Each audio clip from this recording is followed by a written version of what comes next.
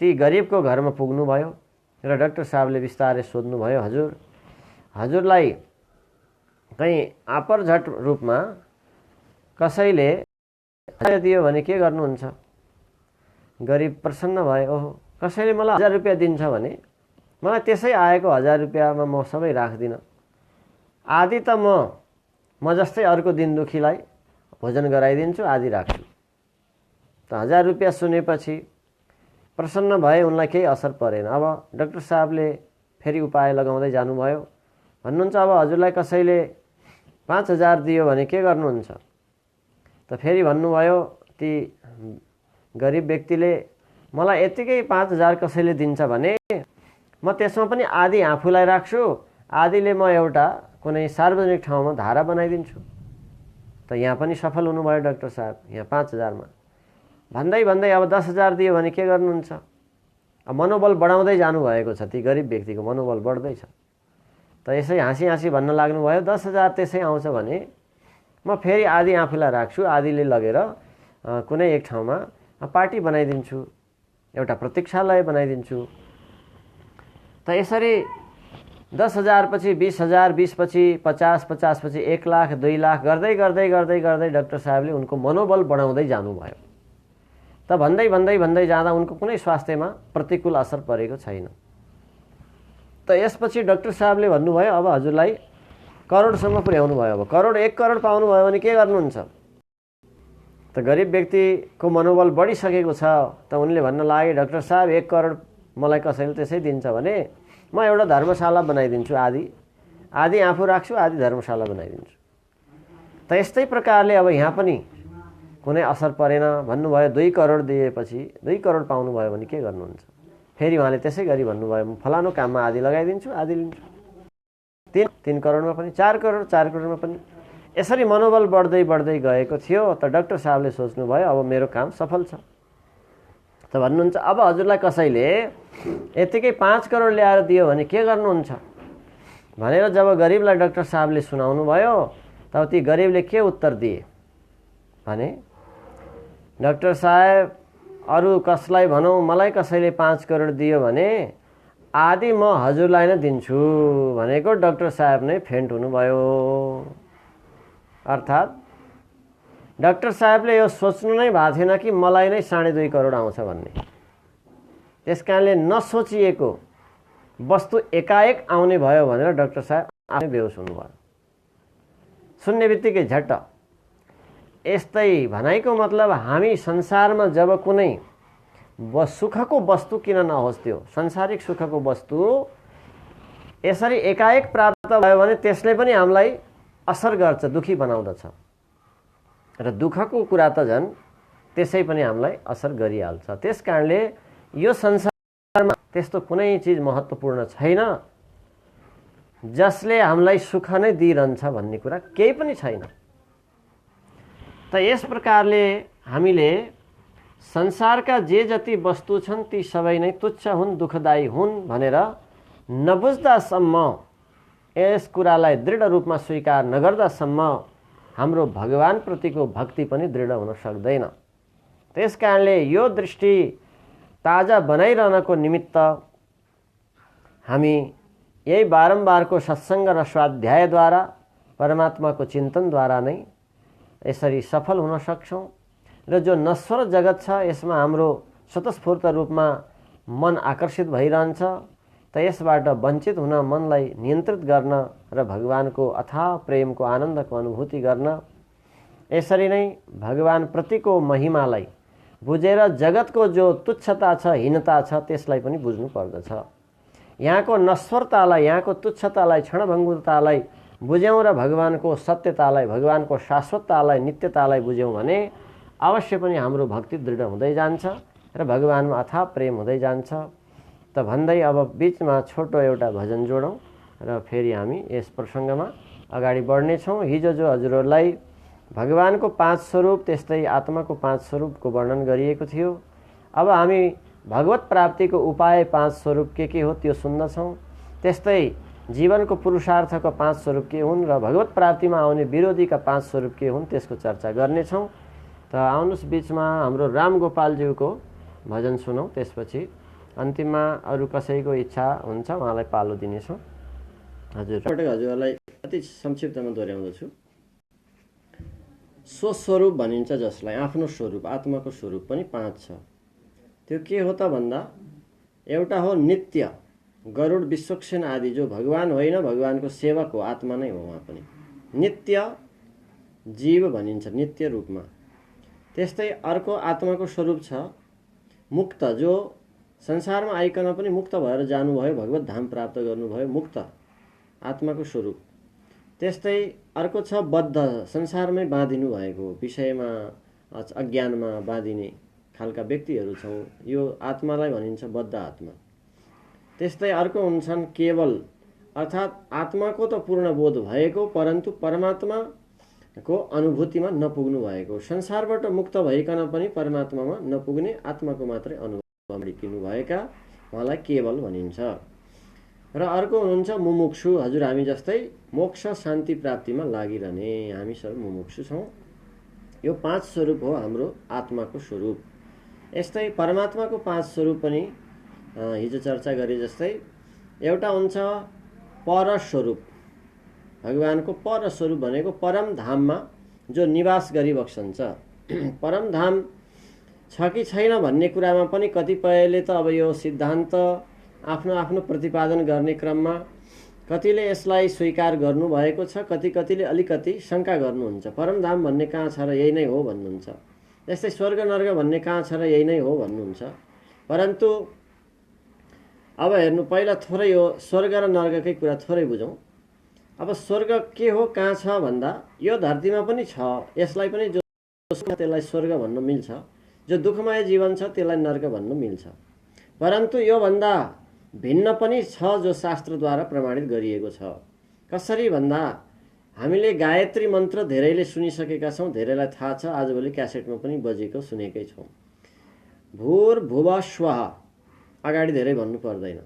हेर्नु, यो मन्त्रको अर्थ बुझ्यौँ भने, भू भनेको के भने पृथ्वी, भू शब्दको अर्थ पृथ्वी हामी सबैलाई थाहा छ। भुव भनेको अन्तरिक्ष, पृथ्वीभन्दा माथिको भाग अन्तरिक्ष, र स्व भनेको त्यसपछिको भाग स्वर्ग, स्पष्ट छ वेदको मन्त्रमा। त्यस कारणले यस्तो पृथ्वी, अन्तरिक्ष, स्वर्ग अनि माथिका लोकहरू छन्। अर्को ब्रह्मलोक, ती 7 लोक माथि छन्। ती सबै लोकलाई प्रकाशित बनाउनेवाला परमात्मा सविताले मेरो पनि बुद्धिलाई धियो यो न प्रचोदयात्, मेरो पनि बुद्धिको उदय हो गरिदिनुहोस्, मेरो बुद्धिको पनि प्रकाशित होस् भनेर गायत्री माताको ध्यान गर्दै यो मन्त्र जपिन्छ, गायत्री। त्यस कारणले यहाँ पुष्ट हुन्छ कि स्वर्ग छ कहाँ त भन्दा, धरती पछिको दोस्रो स्टेपमा। पृथ्वी भू भयो, त्यसपछि अन्तरिक्ष भयो, अनि स्वर्ग भयो, यो स्पष्ट छ। अब यहाँ मात्रै वेदको मन्त्र यतिमा मात्रै होइन, अरू गरुड पुराण आदि सम्पूर्ण शास्त्रहरूमा वर्णन छ। भागवतमा जसरी भगवानकै स्वरूपको, विराट स्वरूपको वर्णन गर्ने क्रममा यो माथिको 7 लोक तलको 7 लोकको स्पष्ट वर्णन छ। स्कन्द पुराणमा छ, धेरै सम्पूर्ण शास्त्रमा छ। हामीले भन्ने नै गरेकै छौँ 3 लोक 14 भुवन भनेर। 3 लोक भनेको स्वर्ग, मर्त्य, पाताल भन्दछौँ। अब 14 भुवन भनेको के त भन्दा, यो पृथ्वीभन्दा तल 7 लोक छ, पृथ्वीभन्दा माथि 7 लोक छ, यसरी 14 हुन्छ। तलको 7 लोक भनेको के त भन्दा, अतल, बीतल, सुतल, तलातल, रसातल, महापाताल, 7 लोक तलको भयो, पृथ्वीभन्दा तल। ती सबै एक एक, कुनै लोकमा नागहरूको लोक मानिएको छ, कुनै लोक दैत्यहरूको लोक मानिएको छ, यसरी लोकको वर्णन आउँदछ त्यो पनि। त्यस्तै अब माथि, पृथ्वीभन्दा माथिको पनि भनिहाले, भू, भुवः, स्वलोक, महलोक, जनलोक, तपलोक, सत्यलोक। योभन्दा माथिको लोकमा पनि बस्ने देवा ऋषिमुनिहरूको लोकको वर्णन आउँदछ। जसरी स्वर्गमा इन्द्र आदि देवताहरू बस्नुहुन्छ, त्योभन्दा माथि गएर अनि ऋषि मुनिहरूको लोक छ। ऋषि मुनिमा पनि फरक छ। जस्तै सिद्धहरूको लोक छ, त्योभन्दा माथि सिद्धहरूको लोकभन्दा माथि अनि नारद आदि ऋषिहरूको लोक छ। त्यसपछि गएर ब्रह्मलोक छ, ब्रह्माजीको लोक, ब्रह्माजीको लोकभन्दा माथि छ परमधाम, परमात्माको लोक। त परमधाम छ कि छैन भन्ने विषयमा त यसरी वर्णन छ। कहाँ त भन्दा, श्रीमद् भगवत गीतामा पनि हेर्नु के भनिएको छ भन्दा, न तद्भासयते सूर्यो न शशाङ्को न पावक यदा न निवर्तन्ते तद्धाम परमं मम। तद्धाम परमं मम, परम धाम स्पष्ट छ। कस्तो छ त्यो परम धाम भन्दा जहाँ न तद्भासयते सूर्यो, सूर्यको प्रकाशले प्रकाशित पारिरहनु पर्दैन, स्वयं प्रकाशित छ। जसलाई न शशाङ्क चन्द्रमाले पनि शीतल दिइरहनु पर्दैन, उज्यालो बनाउनु पर्दैन, न अग्निले त्यहाँ उज्यालो दिनुपर्छ, अग्निको तेज पनि चाहिँदैन। न पावकः, जहाँ पुगेपछि यो जीवात्मा पनि फेरि फर्केर आउनु पर्दैन। त्यो परमधाम पाइसकेको जीवात्माले जन्म मृत्युको दुःखमा फेरि आइरहनु पर्दैन। यद गत्वा, जहाँ पुगेर न निवर्तन्ते, फर्किँदैनन्, तद्धाम, त्यही नै, त्यो धाम नै परम मम, मेरो परम धाम हो। यो साक्षात भगवानको वाणी, गीता 15औं अध्यायमा। यस कारणले परम धाम भन्ने कुरा छ। अब वेदमा हेर्नुहोस्, वेदको अन्तर्गतको रुद्रीको दोस्रो अध्याय पनि धेरैले पढ्नु भएको छ, धेरैलाई थाहा छ। त्यहाँ के भनियो भन्दा त्रिपाद ऊर्ध उदैत पुरुखः पादोशेहा भवत् पुनः ततो भिक्षुम विक्रामत्सासना नसने अभि। यो वेदको मन्त्रमा नै स्पष्ट छ। त भगवानको जो यो धरती, यो विश्व ब्रह्माण्ड तलका लोकहरू के छ भन्दा भगवानको एक पाउ बराबर छ भने त्रिपाद ऊर्ध, ऊर्ध माथि भगवानको 3 पाउ बराबरको अथवा 3 भाग बराबरको जो लोक छ त्यो भगवानको परमधाम हो। त्यसलाई त्रिपाद विभूति भनिन्छ, यसलाई लीला विभूति भनिन्छ। यो धरती भगवान पनि खेल्न आउने भूमि हो, स्थान हो। त परमधाम भगवान के त मर्यादितसँग बसिबक्सिन्छ, सबलाई आनन्द दिएर बसिबक्सिन्छ, मोक्ष भएका जीवहरूलाई त्यहाँ लगेर आश्रय दिइबक्सिन्छ। र त्यो परमधाम कस्तो छ, अब हामीले पनि शास्त्रमै भएको प्रमाण अनुसार व्याख्या गर्ने हो। त्यस कारणले हामी तिनै पुगेर आएर देखेको अनुभव त होइन, तर शास्त्र जो साक्षात प्रमाण छ त्यस कारणले। अलि पहिला एकजनाले अन्यत्र कसैको यस्तै प्रसङ्ग सुनेर भन्नुभएको थियो, मानिसले आफैले देखेर आए जस्तो गरी व्याख्या गर्दछन् भनेर। तर यो शास्त्र प्रमाण अनुसार नै हामीले हाम्रो जीवन चलाएका छौँ भने यो मान्न जरुरी छ। त्यस कारणले त्रिपाद ऊर्ध, ऊर्ध माथि भगवानको त्रिपाद विभूति छ। यस प्रकारको दिव्य धामलाई परम धाम भनिन्छ। त यो छान्दोग्योपनिषदमा पनि वर्णन छ। तत्र ऐरम्मदः, त्यहाँ ऐरम्मद नाम गरेको वृक्ष आउँदछ। यस्तो प्रकारको सुगन्धयुक्त भएको विरजा नदीलाई पार गरेर गएपछि भन्ने वर्णन सम्पूर्ण छान्दोग्योपनिषदमा पनि आउँदछ।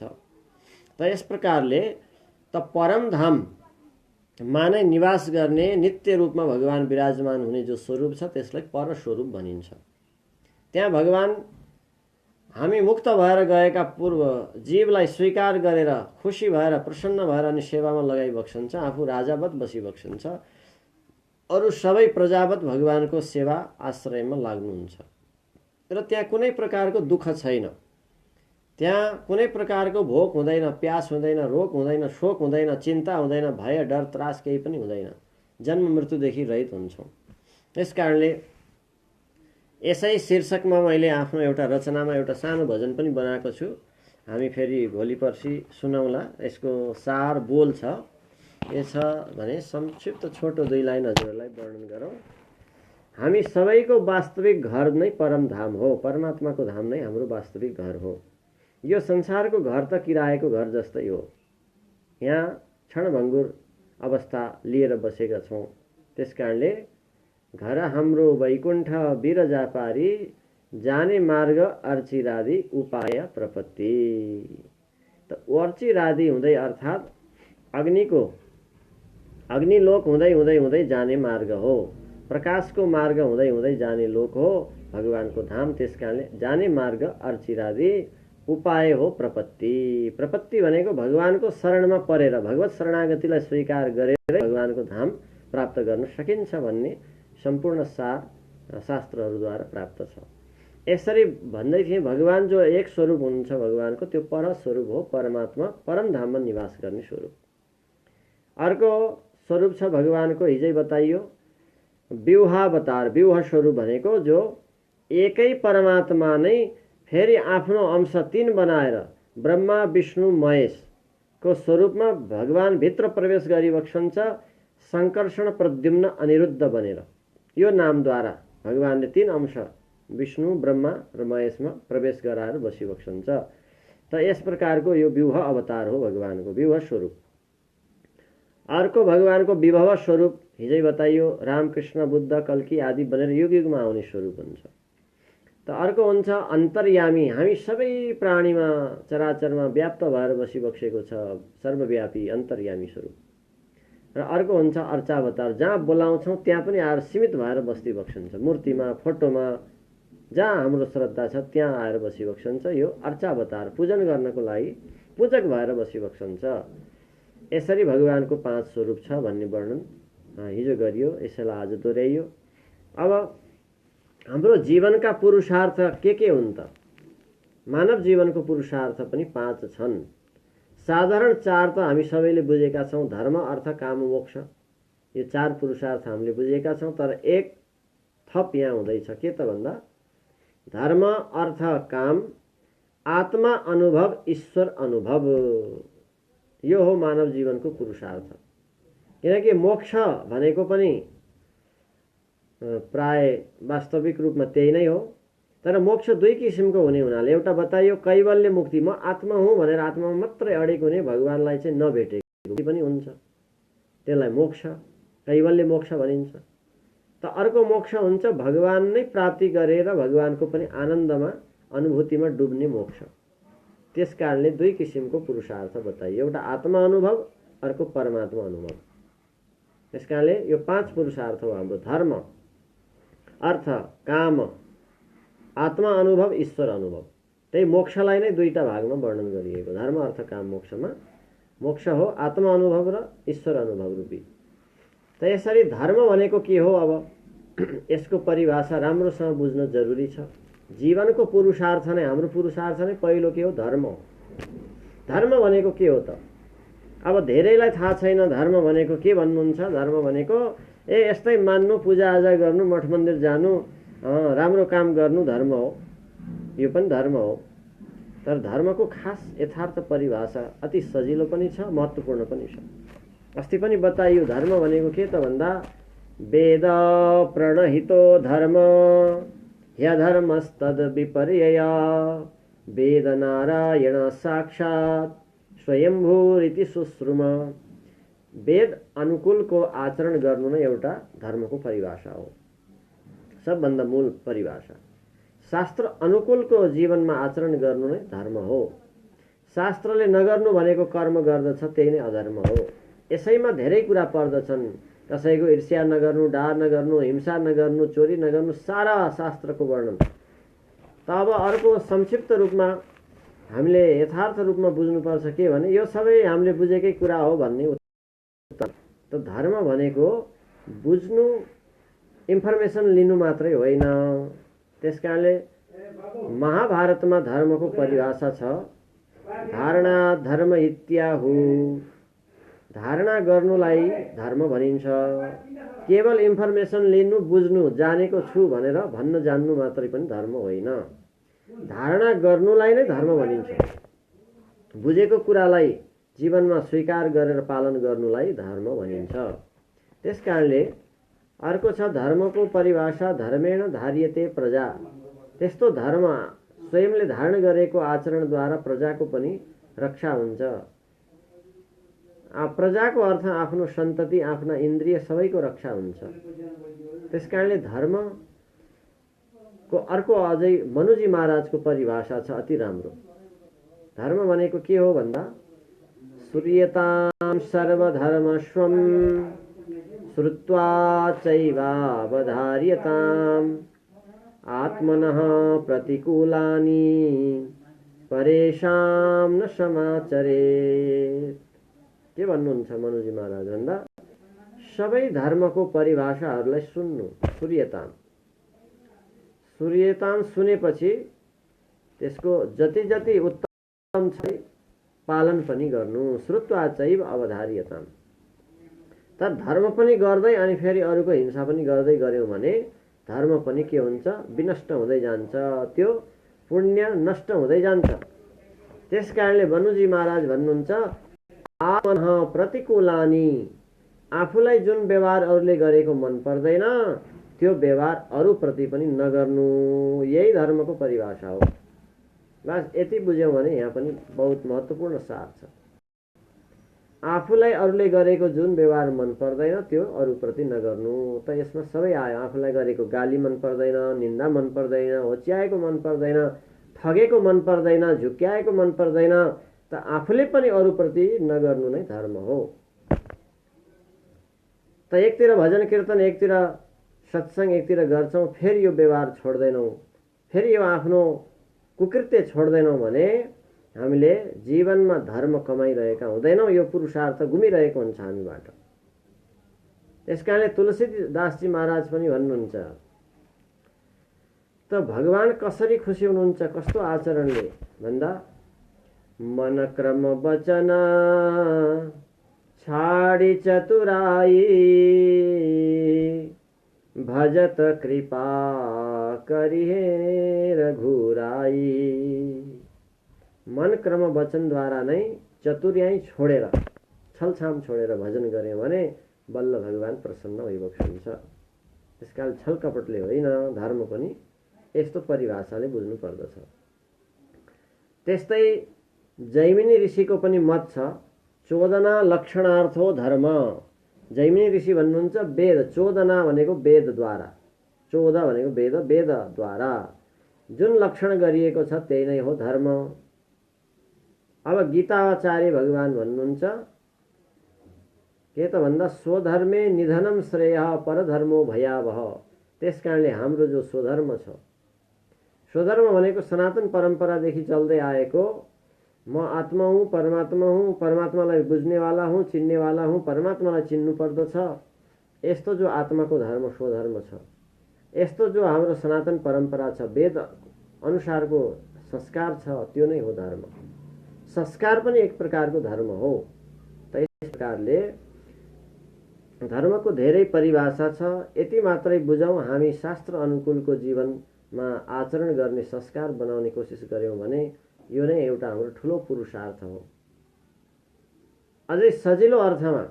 त्यसकारणले भन्ने गर्छु म कि धर्म गर्नको लागि हामी कुनै संस्थाको सदस्य नै हुनु पर्दैन। धर्म गर्नको लागि हामीले त कुनै प्रकारको यो मेरो यो तेरो भनिरहनु पर्दैन। त यस प्रकारले धर्म एक प्रकारले धारण गर्ने तत्त्व हो। धारणा गर्ने तत्त्वलाई धर्म भनिन्छ। मेरो यहाँ बत्ती गयो है।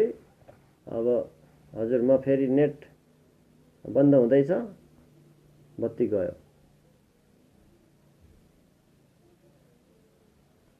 त यस प्रकारले धर्मलाई कमाउनु नै एउटा पुरुषार्थ हो। धारणा गर्नु नै मूल कुरा हो। त्यो धारणा गर्ने 10 वटा लक्षणको वर्णन गरिन्छ।